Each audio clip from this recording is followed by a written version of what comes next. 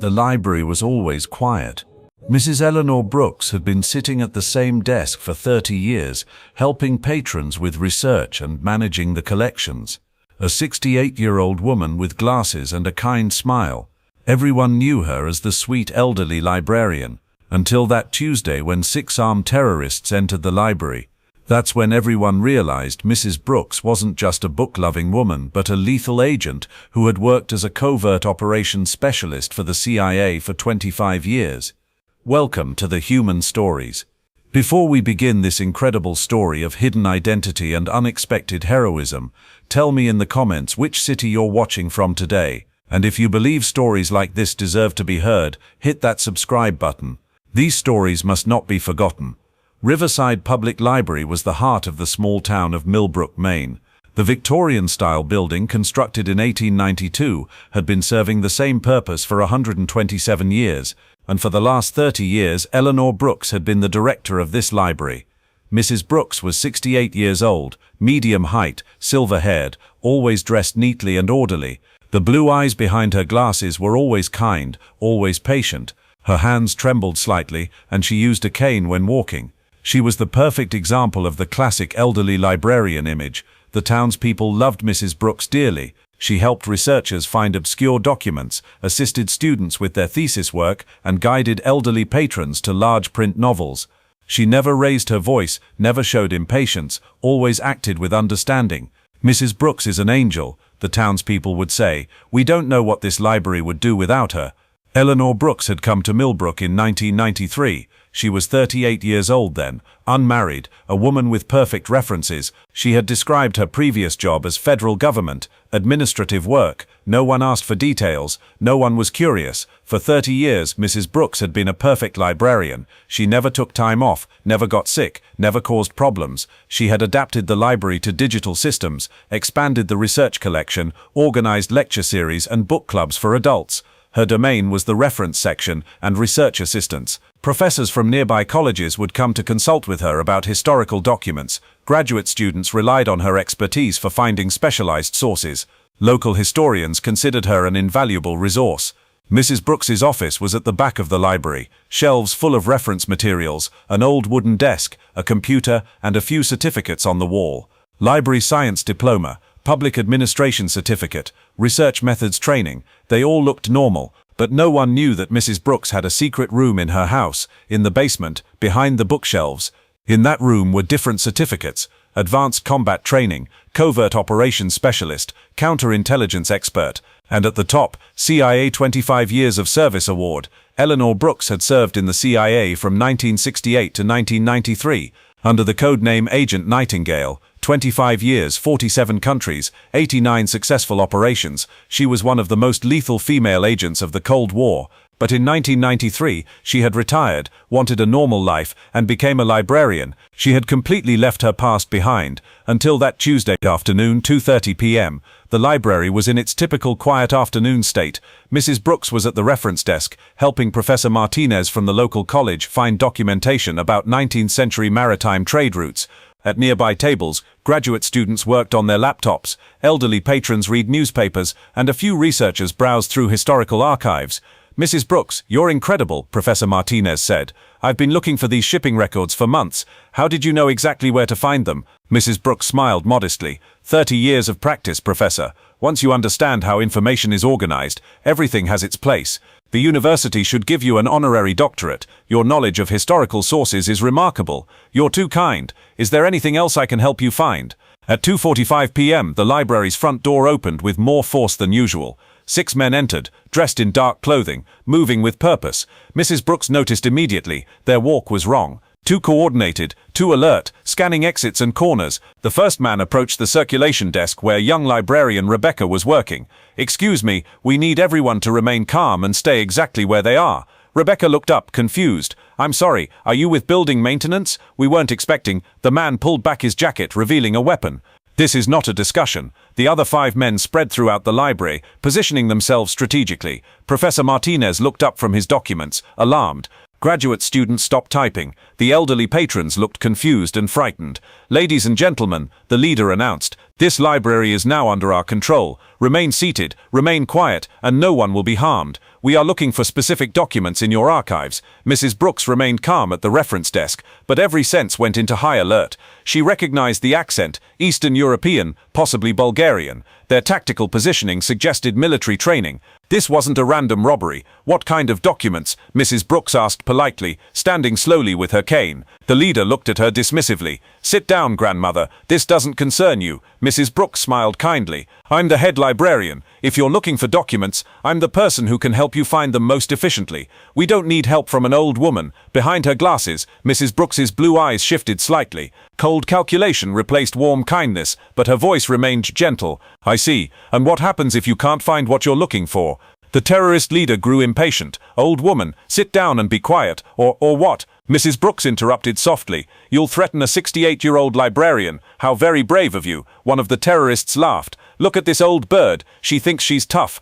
12 civilians, Professor Martinez, 4 graduate students, 3 elderly patrons, Rebecca, 2 researchers, and 1 businessman, all innocent people who didn't deserve to be terrorized. "Before we proceed," Mrs. Brooks said conversationally, "may I ask what specific documents you're seeking? Our collection is quite extensive. We have historical archives dating back to the 1800s, maritime records, immigration documents, land deeds." "You ask too many questions, grandmother. It's my job," Mrs. Brooks said. "I've been helping people find information for 30 years. Well, your job just ended." That's when Mrs. Brooks noticed the leader's weapon, a Makarov pistol, Russian military issue, the tactical vests under their jackets, the synchronized movements. This was a professional operation. "Fascinating," she murmured. "Spetsnaz training, if I'm not mistaken." The leader froze. "What did you say?" Mrs. Brooks smiled sweetly. "I said you have Spetsnaz training. Russian special forces, though your accent suggests Bulgarian origins. Former Warsaw Pact, trained in Soviet methods. Am I close?" The terrorists exchanged glances. How could a small-town librarian know such things? "Who are you?" the leader demanded. Mrs. Brooks reached slowly for something under her reference desk. "Just a librarian, who reads a lot." Her hand found the small button she'd installed years ago, not a panic alarm, but something much more specialized. Her direct line to a number that hadn't been used in 30 years. "However," she continued pleasantly, "I should mention that while I've enjoyed our chat, I'm afraid your operation ends here." "What?" Mrs. Brooks moved. 30 years of retirement hadn't dulled her reflexes. She grabbed the Makarov's barrel, twisted it skyward, and delivered a precise strike to the leader's solar plexus. As he doubled over, she relieved him of his weapon with a practiced motion that took less than 2 seconds. The other terrorists reacted, but Mrs. Brooks was already moving. She rolled behind the reference desk as gunfire erupted, sending civilians diving for cover. "Stay down," she called to the patrons. "This will be over shortly." From behind the desk, she opened a concealed panel that revealed equipment no library should have: smoke grenades, a tactical radio, and a Sig Sauer P226, her old service weapon, maintained in perfect condition. "This is Agent Nightingale," she spoke into the radio. "Code black at Riverside Public Library. Multiple hostiles. Civilian safety priority." A voice crackled back after 30 years of silence. "Nightingale, you're supposed to be retired." "Retirement is temporary," Mrs. Brooks replied, checking the Sig Sauer's magazine. "Training is permanent." Mrs. Brooks activated a smoke grenade, and the library filled with concealing vapor. The terrorists, suddenly blind and disoriented, lost their tactical advantage. But Mrs. Brooks knew every inch of this library. She moved through the smoke like a ghost, using the towering bookshelves as cover. The history section, biography, science. Every aisle was a pathway she'd walked for 30 years. She found the first terrorist in the fiction section, stumbling through the smoke. A quick nerve strike rendered him unconscious before he could raise his weapon. The second terrorist was near the periodicals, firing blindly. Mrs. Brooks approached from behind, applied a sleeper hold, and he dropped silently among the magazine racks. "Where is she?" one of the remaining terrorists shouted in Bulgarian. Mrs. Brooks smiled. She understood Bulgarian perfectly. It had been essential for her operations in the Balkans in the 1980s. The third terrorist was moving toward the civilians, clearly planning to use them as human shields. Mrs. Brooks couldn't allow that. She threw a heavy reference volume, Webster's Unabridged Dictionary. With precise aim, it struck him in the temple, and he collapsed. 2 terrorists remained, plus the leader who was still recovering from her initial strike. "You want documents?" Mrs. Mrs. Brooks called out in fluent Bulgarian, "Let me show you something interesting." She moved to the Special Collections Vault, a secured area where the library kept its most valuable historical documents. But behind the rare books was something else entirely, her emergency cache. The fourth terrorist followed her voice and found himself facing not an elderly librarian, but Agent Nightingale in her element. The combat training that had kept her alive for 25 years took over completely. The engagement lasted 15 seconds. When it was over, the terrorist was unconscious, and Mrs. Brooks was already moving toward the final two. The leader and his remaining accomplice had taken position near the main entrance, using the circulation desk as cover. Professor Martinez and two students were trapped nearby. "Give up, old woman," the leader shouted. "We have hostages." "No," Mrs. Brooks replied calmly. "You have a problem." She had positioned herself in the children's section, the one area of the library she rarely used anymore. But today, it provided the perfect angle of attack. Using a combination of flashbang grenades and precise movement, she disabled the final two terrorists in quick succession. The leader, seeing his entire team neutralized by a single elderly librarian, finally understood what he'd encountered. "Agent Nightingale," he whispered as consciousness faded. "Retired," Mrs. Brooks corrected. Police arrived 7 minutes later, followed by FBI and other federal agencies. All 6 terrorists were unconscious but alive, secured with zip ties Mrs. Brooks had produced from her emergency cache. The civilians were shaken but unharmed. Professor Martinez stared at Mrs. Brooks as if seeing her for the first time. "Mrs. Brooks," he said slowly, "what just happened here?" She was back to being the kindly librarian, adjusting her glasses and smoothing her cardigan. "I'm afraid there was a disturbance. Some men were looking for documents, but they became disorderly.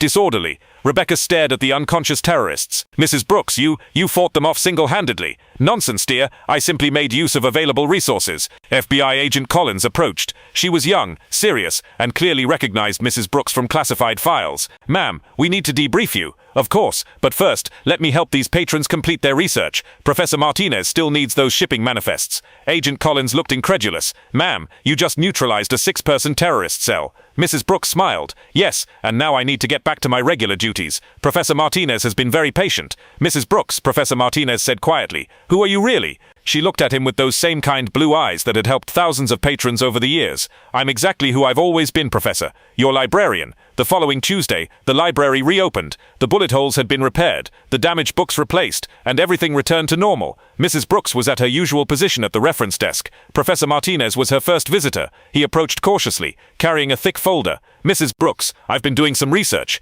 "Oh, what kind of research, Professor?" "The kind where I found absolutely nothing about you before 1990. Mrs. Brooks smiled and adjusted her glasses. "How interesting. Sometimes the most important stories are the ones that aren't written down. The FBI visited me yesterday. They said I should forget what I saw. And will you?" Professor Martinez looked at this remarkable woman who had helped him find countless historical documents, who had made his academic career possible, who had risked her life to protect strangers. "Mrs. Brooks, I've been thinking about my next research project, something about unsung heroes of the Cold War." "That sounds fascinating, Professor. How can the library help you with that research? I was hoping you might have some insights." Mrs. Brooks smiled. "I'm sure we can find some excellent sources. After all, the best stories are often hidden in plain sight." Mrs. Eleanor Brooks continues to work at Riverside Public Library. She still helps researchers find obscure documents, still assists students with their thesis work, still guides patrons to the information they need.